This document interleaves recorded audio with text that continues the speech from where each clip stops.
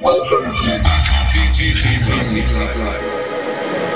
c'est Laurent Carilla pour PGP Music Live. Laurent Carilla, ça fait Salut. plaisir de te voir. Bah merci. C'est le rendez-vous annuel. Ouais.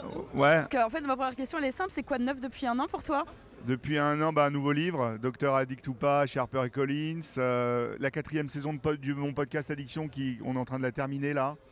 On a eu de la chance d'avoir Florent Pagny et plein d'autres témoignages géniaux de gens complètement anonymes et c'est hyper important. Il y a la 8e saison de Ça commence aujourd'hui. Il y a plein de travail à l'hôpital, il y a plein de travail à la fac.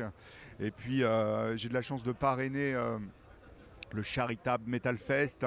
C'est une grande cause pour les paralysies cérébrales. Il y aura un concert le 21 décembre 2024 au Petit Bain à Paris. Il faut que ça soit blindé parce que c'est pour la bonne cause. On est d'accord, on ne va pas arrêter de vous en parler sur BGP. C'est notre grosse date qu'on annonce depuis peu de temps. Et donc Laurent, tu es le parrain et on te remercie énormément. Donc on suivra ça jusqu'au mois de décembre. Je vais revenir sur une de tes actus parce que moi j'ai lu ton livre du début à la fin. Ah génial, merci. Alors déjà, merci parce qu'il m'a servi à beaucoup de choses. Ah super. Vraiment, il m'a servi à savoir si j'étais addict ou pas, sur quoi. Mais je vais revenir sur la partie plus musique. Il y a 2-3 trucs qui m'ont, où j'ai des questions à poser. Tu dis qu'il y a des addictions positives possibles. C'est un concept que j'ai développé. L'addiction positive, c'est en fait, si tu es addict, tu es malade. D'accord, tu as une maladie chronique. Mais on voit que dans la définition de l'addiction, il y a des symptômes qu'on peut retrouver dans des moments où on est fan, où on est passionné, tu vois. Et j'ai repéré ça dans la musique. Bon, enfin moi, c'est mon exemple perso, mais et puis finalement, quand on voit tous les gens qui sont fans de métal, on retrouve des symptômes, genre je perds contrôle, je vais m'acheter des places à je sais pas combien.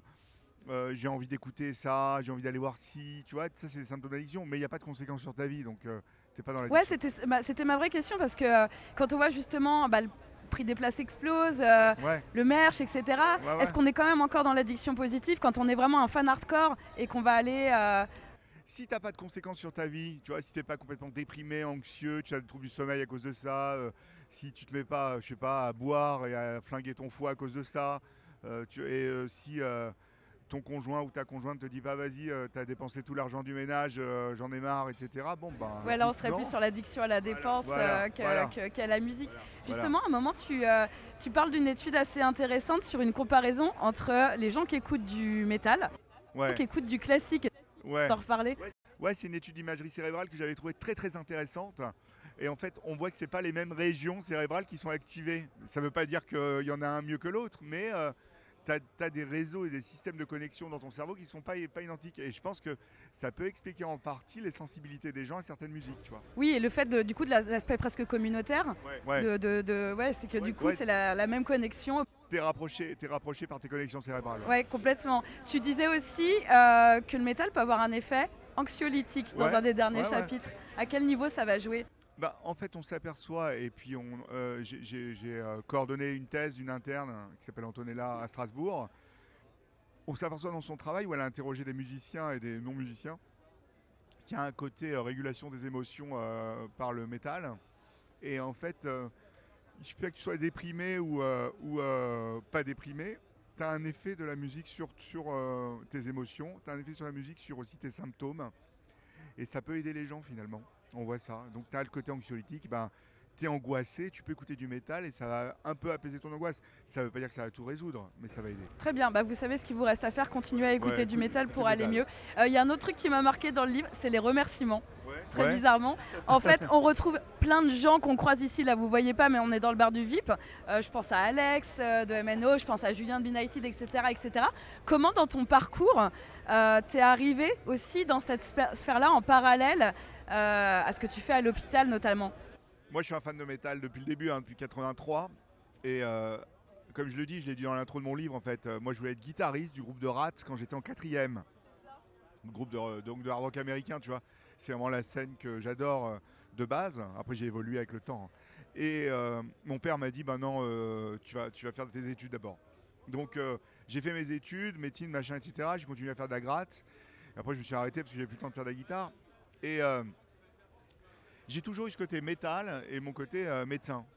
Et en 2011, avec les réseaux sociaux, etc., je croise sur les réseaux Renaud Hanson de Satan Joker et qui parlait de ses problèmes. Et je lui ai dit, moi je suis fan des autobiographies J'avais adoré celle de Nicky Six, tu vois, Heroin Diaries. Et je lui dis, vous devriez faire un album, vous voyez, je ne connaissais pas, un album préventif sur les addictions avec un livre numérique de prévention. Et il m'a pris pour un fou. Il ne pensait pas que c'était moi. Il me connaissait un peu des médias, mais j'étais pas beaucoup dans les médias encore. Et on a fait Addiction. Et ça a cartonné bien. Enfin, voilà. On a refait un deuxième album psychiatrique. On a fait un troisième album sex opéra. Et à partir de ce moment-là, en 2011, j'ai dit, je décloisonne. Il y aura mon image métal dans ma vie de médecin, à l'hôpital, etc. Et ben depuis, c'est comme ça. Et après, au fur et à mesure du temps, si tu veux, j'ai rencontré les gens. Par exemple, Alex de MEO, il s'occupe de moi, c'est mon attaché de presse sur le côté métal, ouais. À côté d'un attaché de presse qui peut s'occuper d'un livre, tu vois, grand public. Julien, je l'adore mon Juju, il est infirmier psychiatrique, Benighted, c'est de la bonne musique. Tu vois, après j'ai rencontré plein de monde, c'est comme ça naturellement. Et après, si tu veux, je suis devenu un peu, ils m'appellent tous le doc, etc. Mais tu vois, bon voilà, le doc du métal, ça me va très très bien. C'est très bien, c'est comme ça qu'on te reconnaît. Voilà. Alors avec ton œil expert et tes goûts qu'on connaît bien, ça va être quoi pour toi les immanquables de cette édition? Alors on est déjà au milieu, mais ce passé, ce à venir qu'il faut pas louper pour toi. Hier c'était Machine Head quand même, oui. C'était Machine Head.